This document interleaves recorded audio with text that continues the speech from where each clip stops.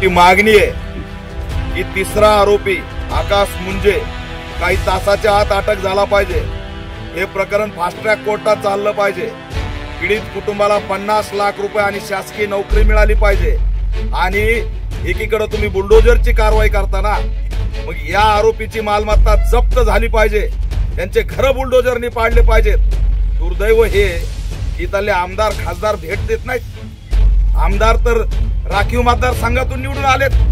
राखीव मतदारसंघातून निवडून येणाऱ्या आमदाराला दलित लेकीबद्दल अधिवेशनात बोलावं वाटलं नाही। आम्हाला अधिवेशनात काय दिसतंय? बॉक्सिंग दिसते, आमदाराची मारामार दिसते, पण दलित बेटीला घरात घुसून मारलंय याचा प्रश्न आमदारांनी दलित आमदार असून विचारला नाही। मी त्यांचा निषेध करतो। खासदारांनी आम्हाला गोड बोलले, आम्ही बदललोत, आमचं हिंदुत्व वेगळंय, आम्ही प्रबोधनकार ठाकरेंचे असं म्हणून आमच्याकडून मतदान घेतलं, पण आज दलित बेटी मारल्या जात आहेत तर ते त्यांना भेटत सुद्धा नाहीत आणि कुटुंबाला त्या ठिकाणी न्याय देण्याची भूमिका सुद्धा घेत नाहीत। म्हणून या आरोपींना अटक झाली पाहिजे।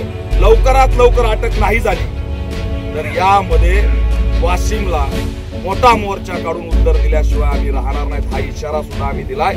आणि याच्यात पोलिसांची सुद्धा चौकशी करण्यात यावी, कुटुंबाचे काही आक्षेप आहेत ते सुद्धा नोंदवण्यात यावेत। अशा पद्धतीने आज आम्ही या ठिकाणी भेट घेऊन या घटनेला राज्यव्यापी वाचा फोडलेली आहे। दलितांच्या बेटी देशात कुठंच सुरक्षित नाहीत। अशीच घटना बीडला घडली।